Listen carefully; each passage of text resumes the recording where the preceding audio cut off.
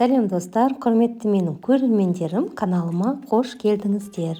Бүгін сіздерге тесіктері өте көп, жұқа, жұмсақ болып шығатын құймақтың рецебімен бөлісетін боламын. Видеоның соңына дейін қарасаңыздар, бұл құймақтың тесік әрі жұқа болып шығу құпиясын көрсететін боламын.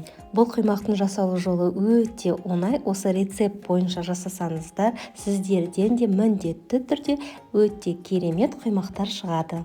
Ол үшін бізге 3 дана жұмыртқамызға жарты шай қасық тұз, 3 ас қасық қантымызды қосып, жақсылап шайқағышпен араластырып аламыз.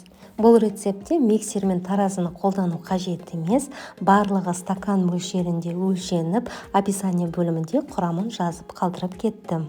Массамызды шайқағышпен жақсылап араластырып алғаннан кейін, ұнымызды 250 мл стаканға салып алып, 2 бөліп илеуіштен өткізіп қосамыз.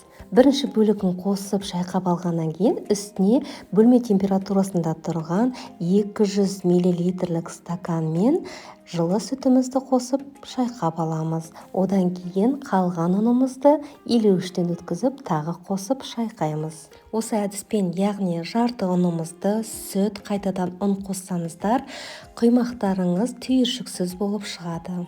Достар, егер де осы рецептім сіздерге ұнап жатса, міндетті түрде әлеуметтік желіде достарыңызбен бөлісе кетуді ұмытпаңыздар. Енді үстіне қайнап тұрған ыстық суымызды 200 мл стаканмен өлшеп, біртіндеп қосып араластырамыз. Құймақтарыңыз өте әдемі болып шыққанын қаласаңыздар, осы массаны 15-20 минутқа қалдырып қойсаңыздар болады. Егер де асығыс болсаңыздар, үстінен бірден 3 ас қасық сұйық майларыңызды құйып араластырып пісіре беруге болады. Егер де асығыс болмасаңыздар, 15-20 минут тұрғаннан кейін бірақ қана 3 ас қасық сұйық майды қосамыз. Видеода байқағандарыңыздай, мен асықпай 15-20 минутқа қалдырдым. Содан кейін ғана сұйық майымды қосып араластырып алдым. Біздің құймағымыздың консистенциясы қою болмау керек, осындай сұйық болып шығады. Құймаққа арналған табамда қызып үлгерді, аздап сұйық май жағып алдым. Ожаумен құймақтарымызды айналдыра құя бастағаннан ақ біздің құймақтарымыз тесік бола бастады. Құймақтарымызды табада көп ұстаудың қажеті жоқ, құймақтарымыз жабыспай бірден алынады. Құймақтарымыздың құрамында қант болғандықтан көп ұстасаңыздар, құймақтарыңыздың асты тез күйіп кетеді.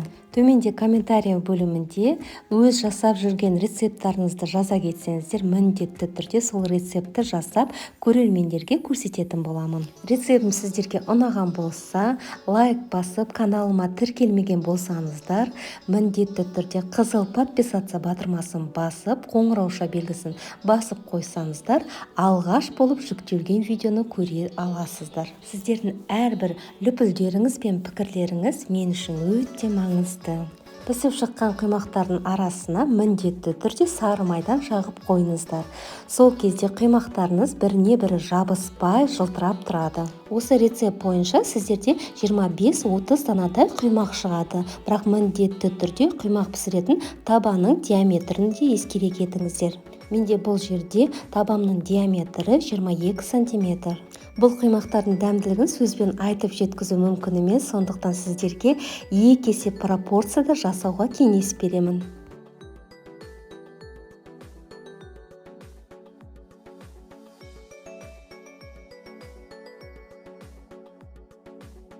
Видеоның басында сіздерге құймақтардың тесік болу шығу құпиясын айтатын боламын дегенмін. Осы видеоға мұқият болсаңыздар, мынау қызып тұрған табаға құйылған құймағымыз бірден құйысымен тесік бола бастайды. Ал екінші құйылған құймағымыз қызбай тұрған табаға құйылса, тесік болмайды. Рецепт бірақ құпиясы біріне қызып тұрған табаға құйылса, екіншісіне қызбай тұрған табаға құйылды. Қызбай тұрған табада құймақтарымыз тесік болмайды, жұқа болып пісіп шығады, бірақ тесіктері жоқ болады. Ал қызып тұрған табада тесіктері көп болып, әдемі болып шығады. Сонымен құпиясы табамызды жақсылап қыздырып алу керек. Осымен біздің құймақтарымыз дайын болды. Сіздермен болған Нұржамал. Видеоның соңына дейін қарағандарыңызға көп рахмет.